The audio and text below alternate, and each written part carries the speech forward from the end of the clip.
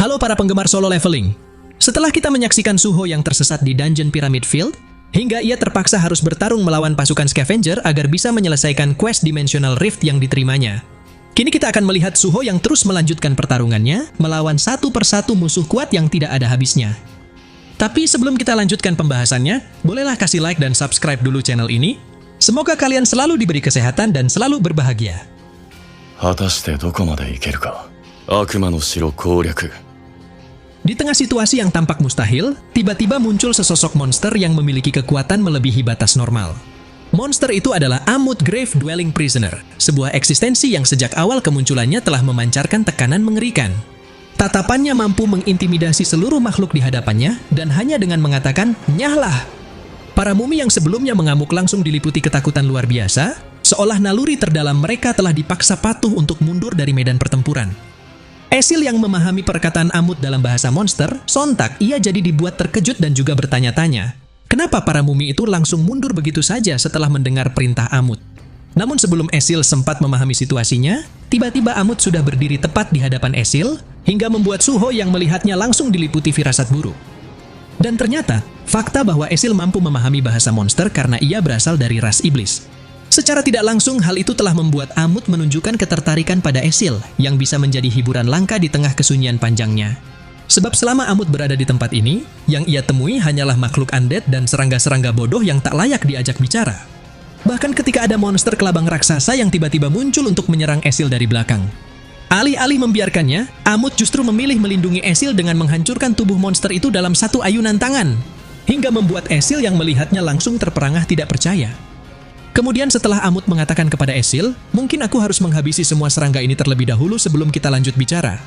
Dengan cepat Amut segera melesat menghancurkan monster-monster kelabang lain yang terus bermunculan, seolah perburuan semacam ini hanyalah rutinitas membosankan baginya. Bahkan meskipun ada monster kelabang yang berhasil menelan Amut ke dalam mulutnya, dengan mudah Amut dapat merobek mulut monster itu hingga hancur lebur. Seakan kebenciannya terhadap serangga benar-benar terasa mutlak dan tanpa kompromi. Para hunter yang menyaksikan kejadian brutal itu hanya bisa terdiam. Begitupun dengan Suho yang sulit mempercayai betapa mudahnya satu monster membunuh semua monster lainnya hanya dalam sekejap.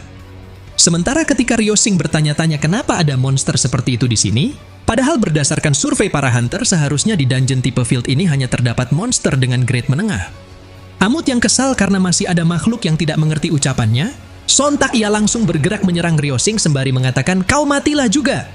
Namun sesaat sebelum serangan Amut mencapai Ryosing yang mencoba bertahan dengan kedua pedangnya, untungnya Suho masih sempat melindungi Ryosing dengan menghantam wajah Amut. Lalu Suho berkata, "Membunuh hanya karena mereka tidak memahamimu. Pandangan seperti apa yang kau punya?"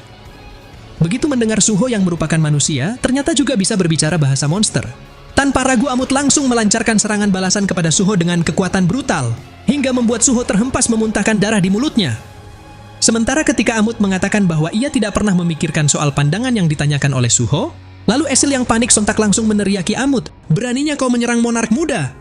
Saat itulah Amut baru menyadari bahwa Esil dan Suho adalah rekan, kemudian ia kembali berkata, "Aku tidak akan menyebut ini sebagai permintaan maaf, tapi aku tidak akan membunuhmu. Sebagai sesosok iblis, aku tebak kau tahu cukup banyak untuk menjawab pertanyaanku. Apakah peperangan antara Shadow Monarch dan para monark lain telah berakhir? Jika sudah, lalu siapa yang menang?"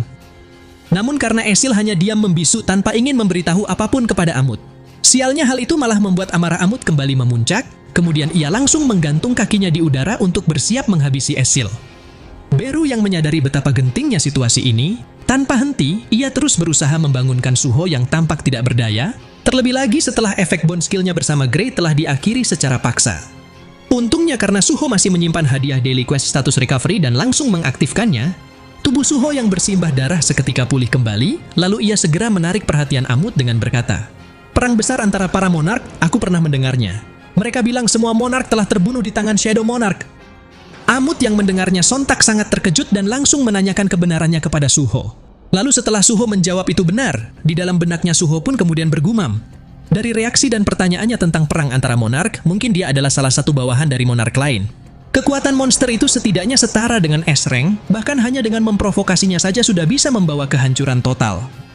Fakta bahwa seluruh monark telah tumbang di tangan Shadow Monarch, hal itu membuat Amut tertarik untuk memastikan kebenarannya dengan bertanya kepada Suho. Apakah itu berarti bahkan Tarnak sang Monarch of Iron Body juga kalah melawan Shadow Monarch? Namun berhubung ketertarikan itu juga bercampur kecurigaan. Sementara Suho justru tidak langsung menjawab pertanyaan Amut begitu saja. Sebab ia khawatir sikap Amut akan berubah jika mengetahui kalau dirinya adalah sang putra Shadow Monarch. Tiba-tiba Amut langsung mengangkat kakinya untuk menyerang Suho tanpa peringatan. Tapi beruntung Suho masih sempat menghindarinya berkat refleks yang diasah dari pertarungan demi pertarungan. Hingga sampailah ketika Amut bertanya sekali lagi, apakah Monarch of Iron Body sudah mati dibunuh Shadow Monarch? Kemudian Suho akhirnya memberanikan diri untuk menyampaikan kebenaran tentang kematian tersebut.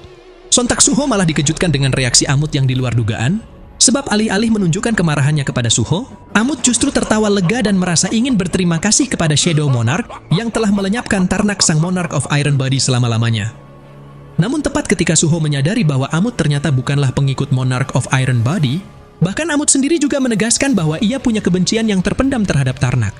Tiba-tiba Amut kembali bersiap melepaskan pukulan mematikan untuk membunuh Suho karena ia sudah tidak membutuhkan Suho lagi.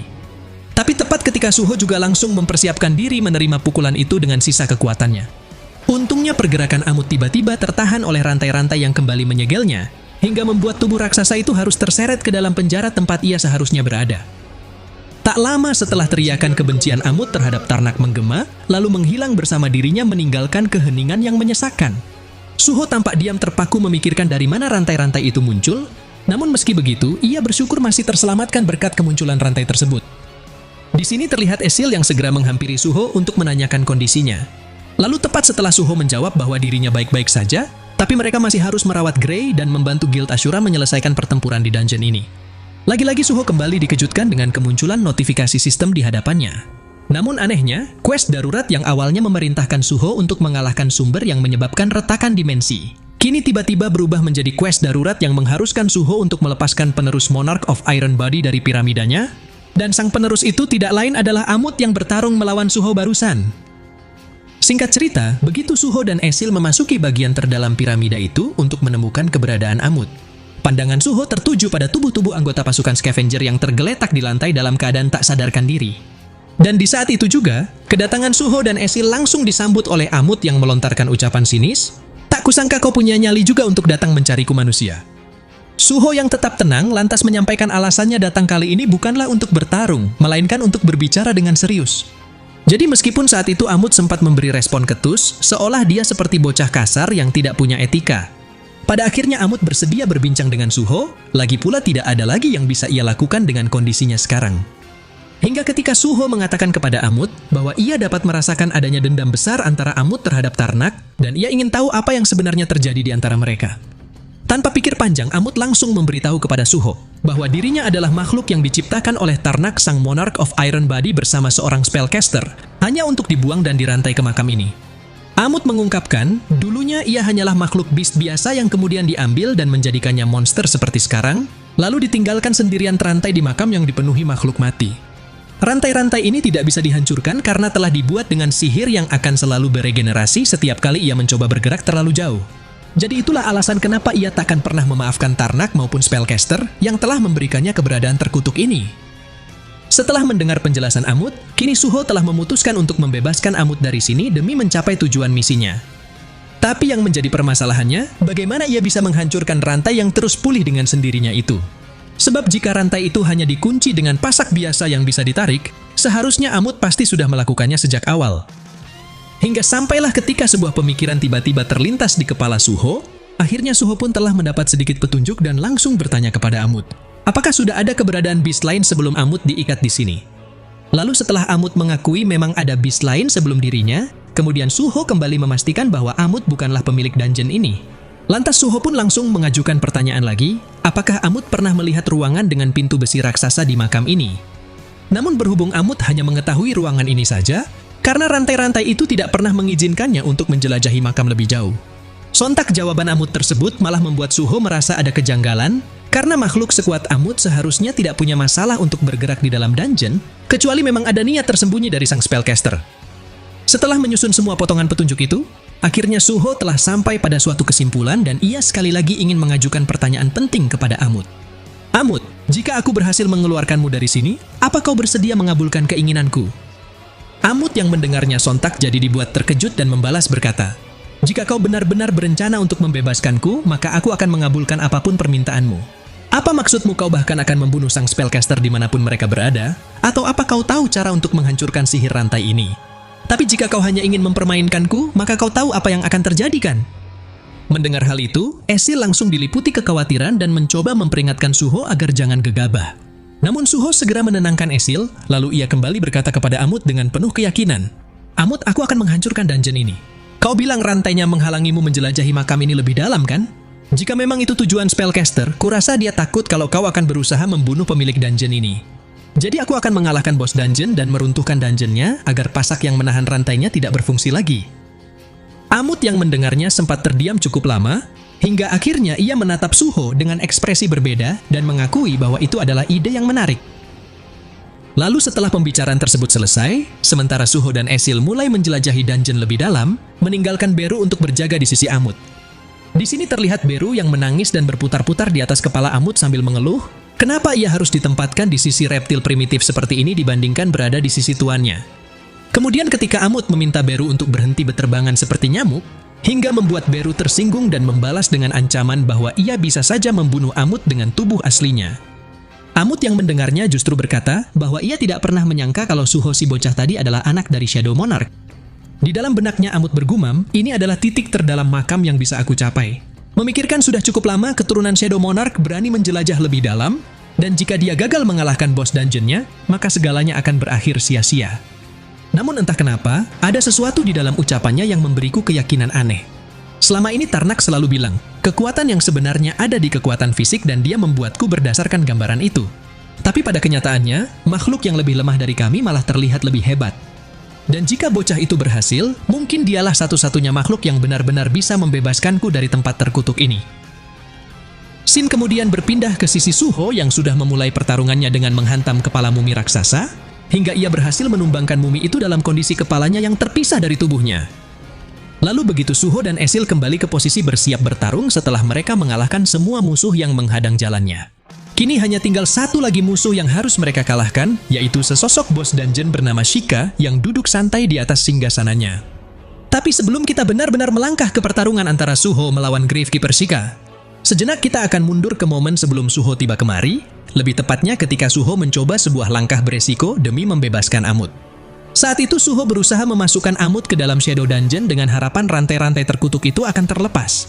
Namun nyatanya, usaha tersebut tidak berjalan semudah yang dibayangkan, karena rantai-rantai itu seolah memiliki kehendak sendiri dan menolak melepaskan cengkeramannya untuk memastikan Amut tetap terikat di makam.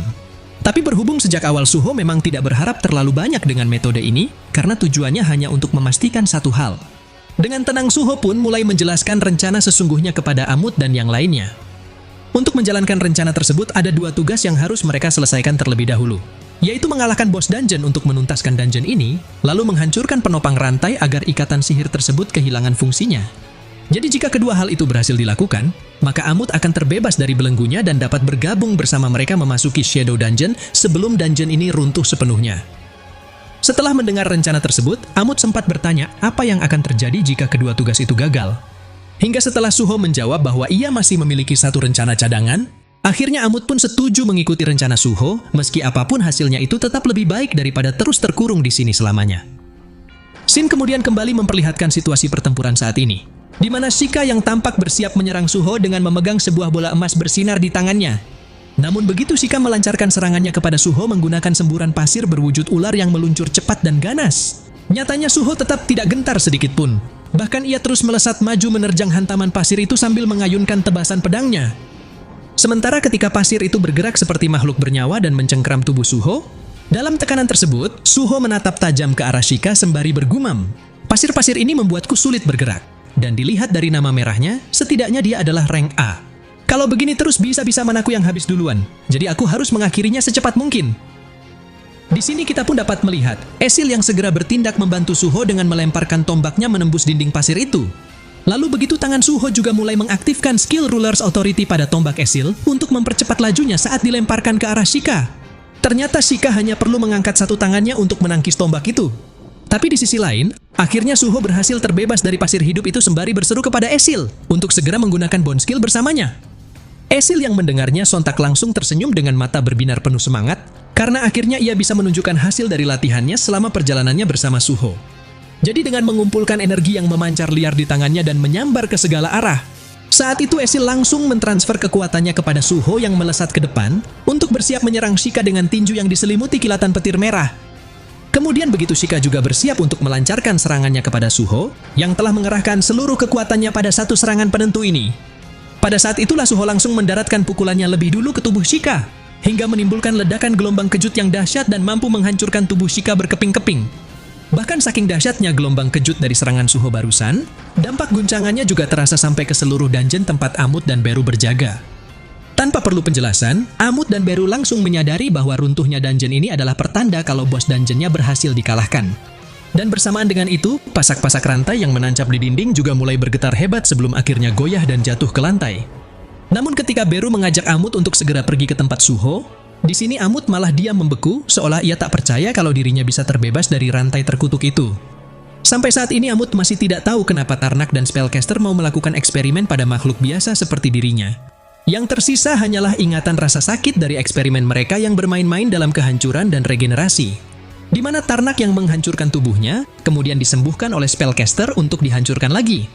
Bahkan meskipun eksperimen itu telah membuat tubuh Amut menjadi lebih kuat, nyatanya rasa sakit yang ia rasakan perlahan menggerogoti kewarasannya, hingga memaksa Amut mencongkel matanya sendiri karena tak sanggup menahan penderitaan. Tapi di balik semua keputusasaan itu, Amut masih memiliki satu hasrat yang terus membuatnya bertahan, yaitu ia ingin melihat alam liar yang penuh kebebasan, dan mungkin inilah saatnya ia bisa memenuhi hasrat tersebut.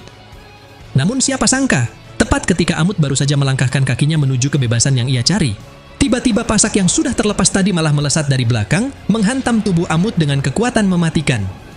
Amut yang kesal sontak ia langsung meraung meluapkan seluruh amarahnya kepada Tarnak, yang seolah lebih memilih untuk membunuhnya daripada membiarkannya pergi.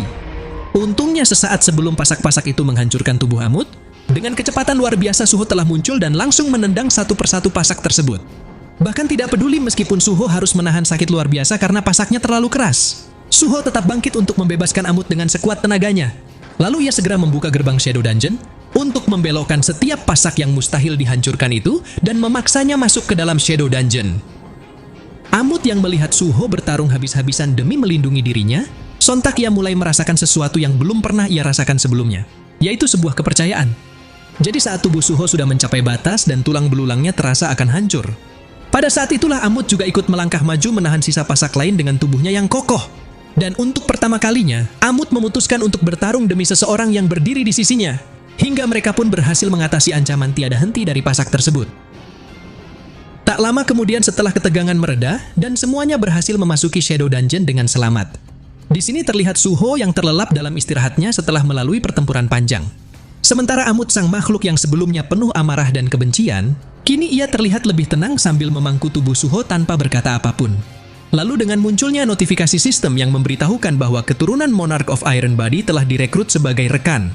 Alhasil, quest darurat Dimensional Rift juga telah diselesaikan, dan sebuah ikatan baru pun terbentuk membuat Suho semakin kuat menuju pertempuran berikutnya yang lebih berbahaya. Nah, jadi inilah keseluruhan cerita dari video solo leveling Ragnarok kali ini. Terima kasih buat teman-teman yang sudah nonton sampai selesai. Kira-kira akan ada keseruan apalagi setelah ini? Tetap nantikan update video lanjutannya hanya di channel Onobe.